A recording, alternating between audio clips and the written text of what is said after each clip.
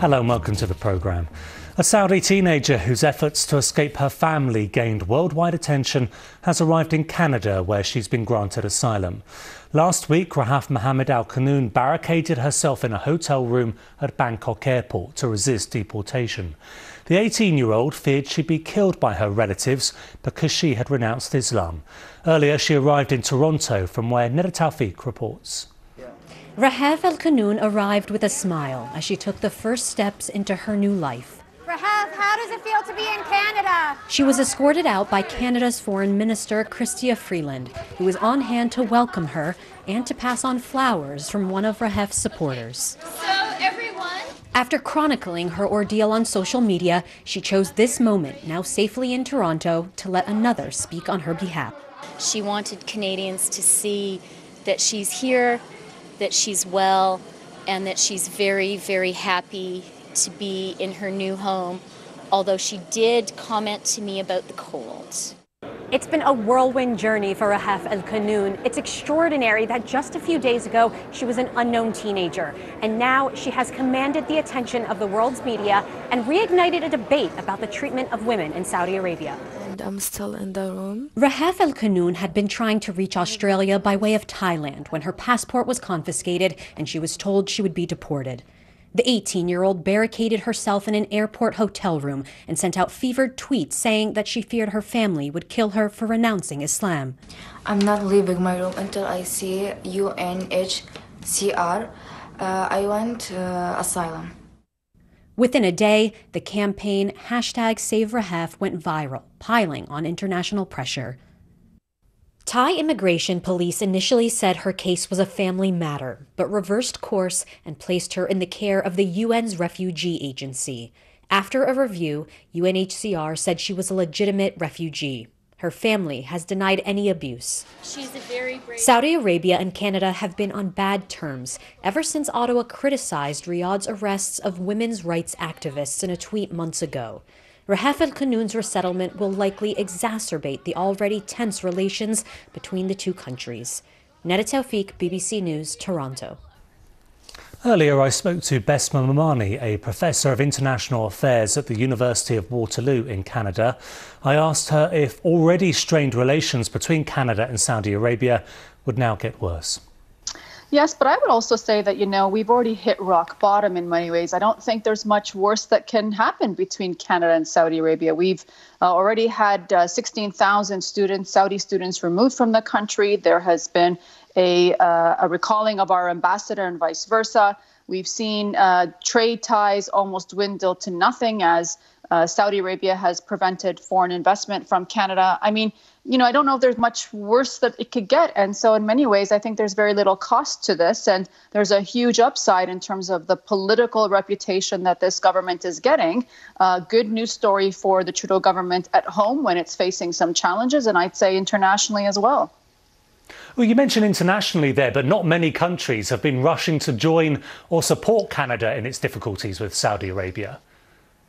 Oh, absolutely. I mean, since last summer, there has been an absolute deafening silence from our allies, including, of course, the United States, which has always historically been very supportive Canadian foreign policy. So it is quite striking, even amongst many European countries, a very timid response. But it really does show how much many Western countries have a lot of vested economic interest in Saudi Arabia and are not willing to kind of put that on the line for Canada. It's something that won't be forgotten here, I'd point out as well. Let's look at the other side then, Saudi Arabia. They've remained relatively quiet on this. Why is that? Well, I think one thing, this has caused a little bit of a stir inside the country. I mean, there are, of course, hyper-nationalists who do see Rahaf as some sort of traitor that is perhaps seeking attention. But there's also a quiet conversation going on about the guardianship laws and that they're unjust. And, of course, for many who may believe her accusation against her family that she's in an abusive relationship, certainly that complicates things for many Saudi women. And indeed, there are Saudi women who are in that situation. So I think it's caused a bit of a social conversation in the kingdom. And I don't think the government wins on trying to frankly, make her out to be a villain in this. And certainly post-Khashoggi, I think it's probably well advised to kind of remain quiet on these kinds of matters. Do you think it will galvanise women's movements such as they are? Will it motivate more women to take what is an incredible risk? I do think so. Of course, remember, Rahaf's situation is quite unique because her acceptance here into Canada is not just on her gender, not because she's a woman, but because she's in a domestic violence situation. And that's really her legitimacy as a asylum seeker here in Canada. Not all countries, of course, accept that definition, but we do. In the case of other women, remember here, many of the organizers of women's movements inside Saudi Arabia are in prison. So the hierarchy or the infrastructure for women's movements are really quite damaged at the moment inside the country. But I do think there are going to be more women who will try this. They do have to get outside the country to get on a plane because they can't do it from within Saudi Arabia. And so there may indeed be some copycat attempts, but I think there's also going to be a reaction of many families not letting their women go outside the country in case that they may in fact try this. So there's a lot, I think, on the table here. Let's stay with that story now. And the case of Rahaf Mohammed Al Qanoun has highlighted the challenges facing women being controlled by their families in Islamic societies when they choose to strike out on their own. Earlier, I spoke to Yasmin Mohammed, an activist who campaigns for greater rights for Muslim women. It's really, for Rahaf, she's going from one planet to another.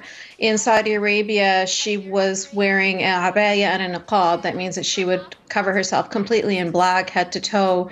She would not be allowed to leave the home without her male guardian's permission.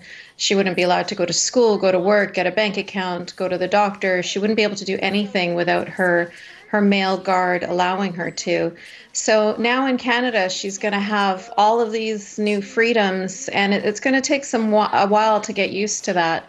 I know that for myself, even though I was born and raised in Canada, once I left Islam and I was, my family disowned me and I was on my own with my daughter, you know, the smallest things become such huge hurdles. You know, I wasn't used to making decisions for myself, and suddenly I had to make all of these decisions all on my own. But at the same time, small things that people take for granted, like being able to ride a bicycle or be able to go swimming, were huge things for me because they were things that I never thought I'd be able to do. Is it the case that after the euphoria of escaping, so to speak, then comes the real difficulties? Yeah, absolutely. Especially for somebody who's coming from a country where they were essentially a bird in a gilded cage. You know, Rahaf would have been treated like a dependent, like a little, like a child or like a pet puppy or something, someone that was not able to make any decisions for herself at all. And she was completely protected and she was completely taken care of. But at the same time, she was not an independent human being. So, yeah, you're absolutely correct. It's going to take some adjustment for her to start to trust her own instincts. And but you know what? She's up for the challenge. She's an amazing young woman. She's already a hero to millions of women. And she has the support of all of us behind her. And I have no doubt that she's going to be nothing but successful. That was Yasmin Mohammed speaking to me earlier.